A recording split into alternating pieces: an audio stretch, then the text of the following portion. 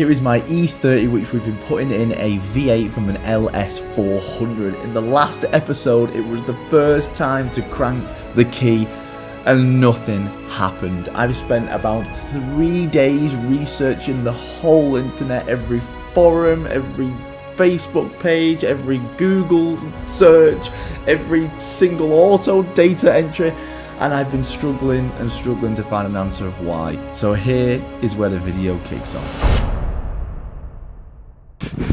This video is gonna make no sense. No way. He didn't like that, but I said it, so. Oh my god, we got a lot of catching up to do. Mate, Sam, you're the man. Oh my god. You don't understand how much stress this has been causing me. I almost just bought a Link ECU and a wiring loom for like £2 grand. And I was like, Sam, do you think you can get this started, mate? And he's like, yeah, we just need to have a bit of a play. It started on the key. It started on the key. I'll explain very shortly, but lots of emotions are going through right now. Right, are we getting spark? Is everything, like, we've not unplugged it, everything's good, right? Ready? Yep.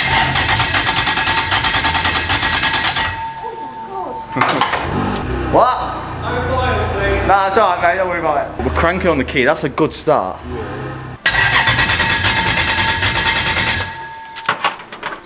So we're not getting spark. I'm gonna stop filming shit, because every time I film shit, it doesn't work. Every time I put the camera up, Sam, you get another kiss. I'll just give him a hug this time. Oh, I don't want a fucking guy. No way. So we've got spark. So the igniters weren't grounded. So Sam was like, pretty sure the igniters have to be grounded. I was like, no shit. No way, we've got spark. Mate, you crank it, I've got to show the boys. Yes! Woohoo! I owe Sam something, I don't know, a blowjob or something, I don't know. We want to see if it starts, to be fair. Sam wants to just pump the fuel lines, and there's a little bit more I've got to do to get the fuel working. It can work in about maybe 15 minutes, but for the quick time being, we're just going to get some brake cleaner, and we're just going to send it straight to the intake, just to see if it wants to actually fire. Because we know we're getting crank, we've got to put the spark plug back in. We know we're getting crank, we know we're getting crank, we know we're getting spark, so the last thing we need to do is just get fuel. So if we just spray some brake cleaner, we're eliminating the fuel injectors. If it starts, great, then we can put the fuel lines up. If it doesn't start, we know there's something wrong with the injectors. But it's gonna run. It'll run. Oh my god, it's got no manifolds on. Right, brake cleaners at the ready. Are we ready, Sam?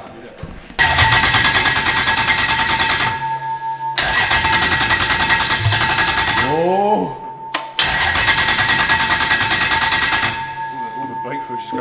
What do you reckon that? What, do you want to put it in there? Yeah, if that's into this. If that's you want to put the brake fluid in there? Yeah, fuck it, try it.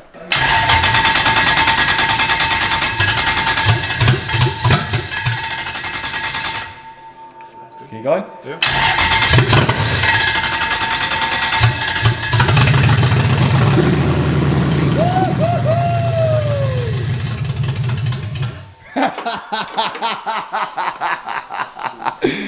Woo!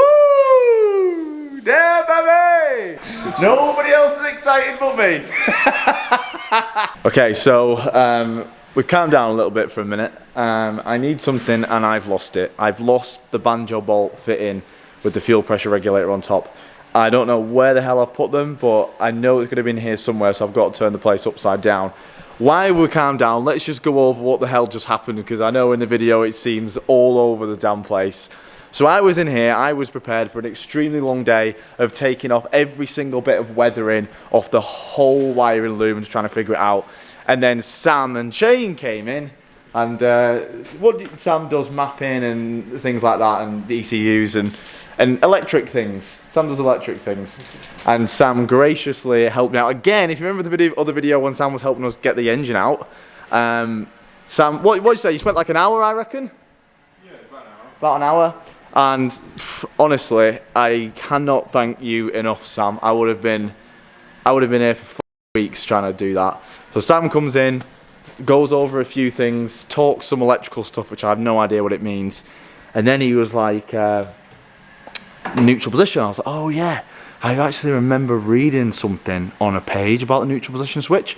I still had the old gearbox. So Sam said, just take it off and let's just plug it in. And then let's just see, you know, move the needles. And I actually have the old gearbox down here, which is good because I was really worried. So I got rid of all the car. And it would have been annoying because if I had the car, I would have had the shifter, which would have been easier. And then I would have had the green plug, which I've cut off. Anyway, long story short, we take it off the box. We plug it in here. This is a neutral, this is like the neutral position switch. So you can spin this and that. Obviously, when you're changing gears, that's what turns that on the box. We plug it in and no way it fucking cranks. It cranks. And then that's when I started the video of running over and kissing Sam on the cheek. And from there, we was like, right, let's see if it's getting power, let's see if it's getting spark. It's not getting any spark. Sam did some more research, put some smart things in, put some smart knowledge in. The igniter wasn't grounded, so we grounded that. Boom, we got spark. I can't believe it. I would have spent absolute weeks, I don't know. I don't even know if I ever would have found it. Sam has just saved me so much time and so much money, so I'm going to repay him somehow. But the first way I'm going to repay him, the smallest thing I do is just, you've got Instagram, right? Business Instagram and stuff. I'm going to put on screen. Honestly, Sam had that done in about, well, start to finish, like half an hour. And I've spent countless hours reading and reading and reading. Holy shit, mates. Anyway, we need to crack on. We need to put the fuel line on. But me being stupid, I have lost, there's a banjo bolt which goes on here, and the fuel line goes to it. And it's got a banjo bolt, and then on top of that bolt, it's got a thread for the fuel pressure regulator. Lost it, I don't know where it is. So I'm going to turn the place upside down, because we have to find it, because without that, I can't start it, and I can't just put another normal banjo bolt in there, because it's got the fuel pressure regulator on there as well. So I need to find it. Okay, I never managed to find the, well, it's actually not a fuel pressure regulator, it's called a fuel pressure damper. So we've done the realistic thing and we fucked it off. Just put a banjo bolt in there. The next thing is we couldn't find a banjo bolt which was the right size thread for the fuel rail. Lo and behold, I've stole it from another bit on the engine which doesn't look like it needs a banjo bolt.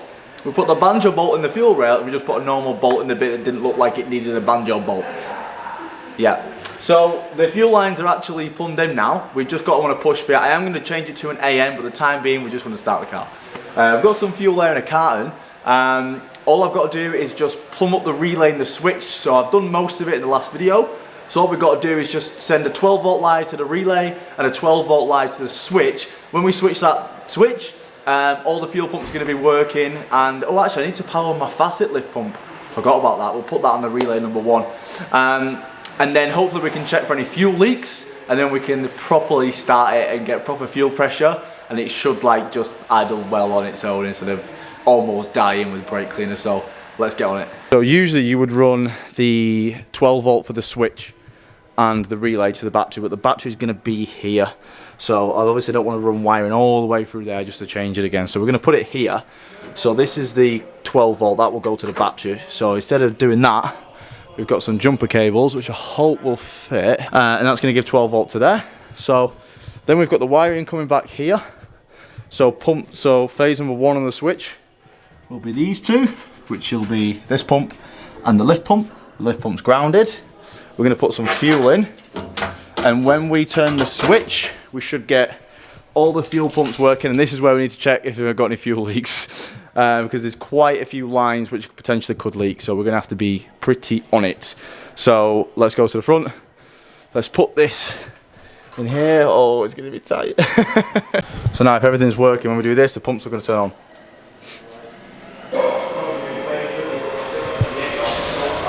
I can't hear them turning on, mate. Can you? Is the battery pack on? Oh, the battery pack's on. Okay, right, round 2. So when we flip this switch, if I'm as good as an electrician, I think, the pump should come in. Ready? Shit. What the hell? Okay, it's working. Switch is just a bit dodgy, so it's working now anyway. Right, yeah, let's put some fuel in and check the pressure. Right, we've got fuel up here, haven't we? Yeah, you can hear it on that. Yeah. Oh yeah. Can't see the leaks. So I can't see any leaks. Can't see any leaks anywhere.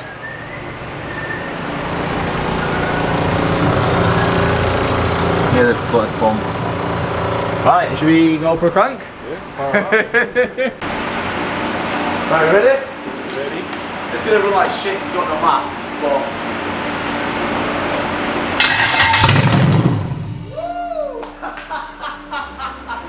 so loud. Are we ready? You ready? Oh.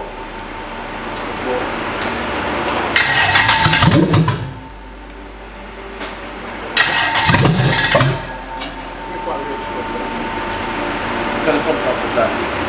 Quite on the front. The mass sensor is...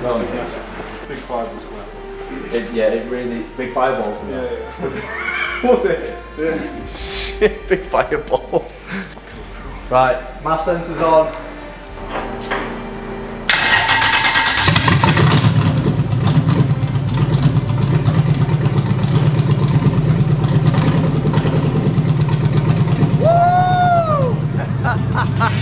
Now obviously I'm super buzzing that it's actually running, but you might have noticed it sounds like a 1960s Chevy, which shouldn't really sound like that, and that's where Sam sees an issue. Okay, apparently we're only running on 4 cylinders. Now Sam notices that one manifold is running a hell of a lot colder than the other, so he thinks that one whole bank is potentially down, so we're going to take off the cover and we're going to check spark on that side. You got spark, yeah? Yeah, the gap's like massive on it, it's fine. Do you think it's down 4 then, or do you think it's down just a couple? Maybe plugs up and shit. So do you think it could be fuel? Do you think it could be the fact we've not got a damper on that side? It's getting to that side, but... No, because the damper is just to stop like reverberations when you go from full throttle to no throttle. Right, okay. Just stop because the fuel pressure will bounce off on that. No. It should be going all the way through. It's definitely getting there because we've heard it coming back. So we stopped getting spark for some reason. We stopped getting spark on all the plugs. A couple of plugs were like doing really dim sparks. So we cleaned one of the plugs off with a wire brush and it's getting a really bright spark. So Sam said maybe it's just overfueled at the start and it's just like, you know, dirtied up all the plugs. So we're going to take every single plug out. Obviously ideally I should get some new ones, but it's Saturday, nowhere's open. So we're just going to clean them all because it worked on one plug, so hopefully it'll work on the others. Luckily, GSF would actually open around the corner, so I literally got some new spark plugs dropped off in about 25 minutes, so let's put them in. And you can see the difference between these two plugs. I know these plugs haven't been changed for a very long time just by looking at them and how hard they were just to get out the engine. Plugs are in. Let's give her a go.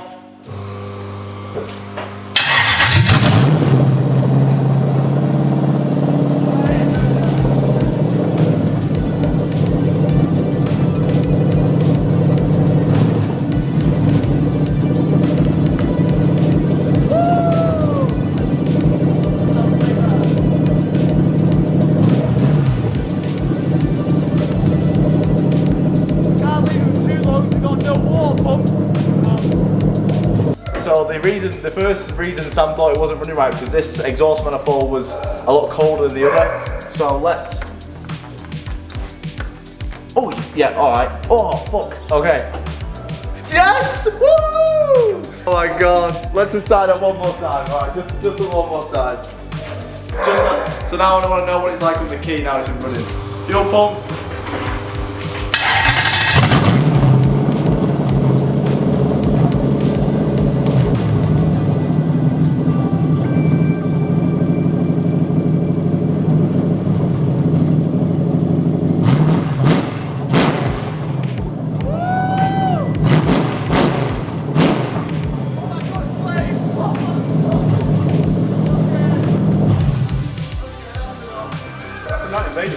Sounds like a bit different engine. Oh my god, that flame, holy shit. Okay, that's enough.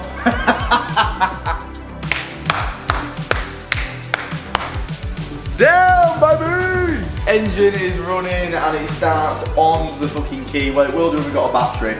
I do want to tidy up the wiring loom. I'm not going to do... when I was going to take all the weathering off, I was going to use that as an excuse to get rid of all the wires, but I'm not going to do that. It's going to take too much time. I'm just going to tape it back up, but I've run out of electrical tape. So what we're going to do is we're going to carry on fitting some stuff, and I've got a pedal box here. So I got this pedal box off Oliver Evans. Obviously we know Oliver, and he took this off his Supra. So a pedal box is basically, well, a box of pedals. So we've got a clutch, brake, and a throttle here. Now this is a cable throttle, so obviously the Lexus is a cable throttle. Now when you're doing conversions like this and you've not got the proper, what's the brake boost, when you've not got proper brake boosters and things like that, and you've not got the proper adapters for the clutch, what they do is you have a pedal box, and it puts in 3 different cylinders. Now these are like old school Wilwood cylinders, and what drifters still use them for the hydros and stuff. So it's basically a brake cylinder, and you've got one which goes to the clutch, so you literally got your own cylinder for the clutch, and that just goes onto the clutch line. And you've got 2 for your brakes. You've got one that controls the front, and you've got one that controls the rear, and you've got a bias bar here, and you can adjust the bias for the front and the rear brakes. And then obviously this just goes through to the throttle cable. So you kind of got to just make it work. So we're going to make this work, and we're going to mount this inside the car. Well, first of all, you have to position where you want the pedal box in terms of where you're going to be sitting and what's around the firewall that's going to get in the way. And this is really hard because we've not got our seating. So I'm just going to go what fits in the car the best, and then I'm going to have to just get used to it when the seat's in. Now, because it's a cable throttle, it makes this a little bit difficult, because this thing is obviously like the cable stopper, and that has to be bolted up like flat like this. Okay, so that gets bolted flat, and then you push the cable, and it's hard for me to show you with 2 hands, but you can kind of see the idea. Hope you can see, but you're probably not going to be able to see. Can you see now? But we need somewhere flat for that to bolt to, and that's difficult. Now this would be perfect if the firewall at the back of the car was flat, but unfortunately it's curved and it's got bends, so it's going to be a bit of a nightmare to get this flat. So what I've done is I've actually got a spacer here, and we're going to cut up some angled washers, and it'll hopefully just allow it to sit more straight. Now the holes that already come on this thing weren't ideal for my application. I'm guessing they just fit his Supra easier. So we're going to drill 2 holes, one at the top, one at the bottom, in the middle. Now we've got to just do one final check of where I want the pedal box before we can take off the throttle bracket and we can actually start drilling it and mounting it to the firewall.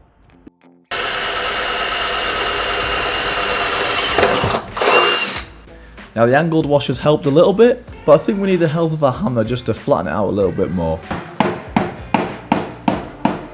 And then we have to mount the actual pedal box to the bottom of the floor. Earlier I grounded off some bits that were a little bit uneven on the floor just to make it super flat, and we're just going to bang 3 or 4 bolts through it. Is that through to the box section, or is that through to the floor? I've tried to do it where I've missed the little box section underneath, the little chassis leg rail. So I'm going to stick my drill through and pray that that's to the side of it. But that's some thick metal there, honestly. Well, it's good that if it is gone through, that's good, because at least it's a bit more sturdier. Can I see a drill bit? Yes! Now the feet position in the E30 is super tight, so we're just a little bit too close to the steering column with the clutch. So I'm going to put it in the vise and just bend it slightly to the right. And just like that, my pedal box is in. My throttle's all working. So just got to wire that to the other end of the throttle in the LS400, which you've just got to just see the crimp on or solder on the end. Got a clutch which is missing the steering column, and we've got the brakes as well. So that's going to be our setup.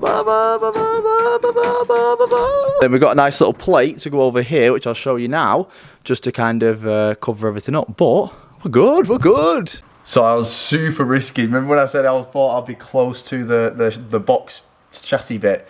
We were close. I only just got a nut on, literally just got a nut on. I couldn't even get a washer on, it was that close. So I shit myself, but we're all right. So what we're gonna do is now we're gonna put these lines back in, and we're just gonna feed them up to where we're gonna have our like our pots, our fill pots. If that doesn't make sense, I'll show you now. Okay, so the idea is the pedals will sit there with the 3 cylinders, and obviously you need somewhere to top them up. So we've got this from Ollie as well, which is perfect. So what we're going to do is we're going to bolt that somewhere to here, and then we're going to have the 3 lines which come with that kit. They're going to be going to each of the cylinders, which is cool as fuck. Now there's actually a screw on here which would be good, but I've used them before on here and they're like a weird thread, so I've had to cut them off multiple times. So unfortunately we won't be able to use that, so we're going to have to just drill another hole through here. And then just nut and bolt this thing. So we're kind of sitting, we're probably going to grind that off because just gets in the way. So just a quick mark with a Sharpie of where I want the holes. We'll get rid of that little thread that's sticking out. And this is a good thing about having a car that's a bare shell and is just a drift car, because you don't care about drilling things and you can easily get to the other side when you do.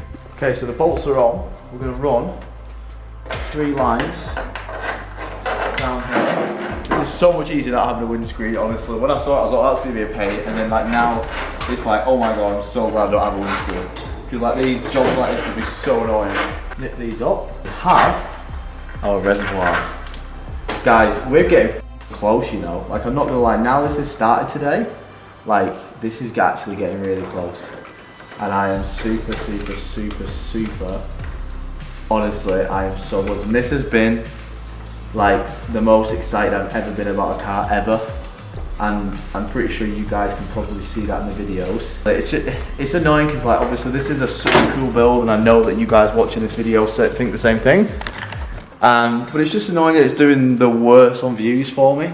Like, you know, it doesn't affect it because I've always wanted to do this and I will do this build and I'm going to carry on and it's gonna run and it's going to be great and I'm going to keep this car because obviously like what the hell, like this is just like so cool. But unfortunately people on YouTube don't care and it's a shame. It is a shame that, you know, you're doing something really cool and obviously something you're really passionate about. It is what it is. Thank you to all you guys for watching the videos. I really appreciate it and yeah, we're going to get this done. Okay, so this is how she's sitting right now. We've got the reservoir pots set up. We've got all the braided lines going into the hydro cylinders. Sorry, the cylinders. All we got to do now is this is going to be the clutch, so we're going to have to put that to the slave when the gearbox is on, and these two are going to be the brakes. So this rear brake, or whichever way we run it round, this is a 6.25, so we're probably going to use them for the rear. This is going to go into the hydro, which will sit here, and then into the rear brakes. Now, I have also realised that because we've got the 318s, these actually come with drums on the back, which isn't ideal. I was just literally looking the day where to plumb the hydro. I was like, oh yeah, we'll pull it here. And I was like, whoa, what the hell? What the are we going to do with that? So luckily, the 323s and the 325 convertibles, they come with disc brakes on the back. So all we got to do is just get a set of the lower arms with the hubs. All we got to get. And then we've got to do that as well. But oh my god, I can't believe it's actually coming along. We've got all the fuel tanks set up. We've got the pedals in there now. The engine is running. Oh my god. This has been like one of the best days in such a long time. Like, oh my god, like seeing this car come together. I can't actually believe that we're literally at this point. So we're just going to in the next video, we're going to be tidying up the wiring loom. And we're going to have to actually start getting everything on the engine back together and getting the gearbox back on because we need to see how the engine is sitting with the gearbox on before we need to see what we're going to do with the steering column and stuff. I'm really worried about that, but I'm pretty sure we can make it work. Sam was saying the best thing to do would be to just cut off the exhaust flange and then just use like a V-band or like a sleeve or something like that, and then that should probably give us enough clearance, and then maybe just massage the little bit of the manifold on the side with some heat, but it's going to work. So I love you all guys and we'll see you in the next one.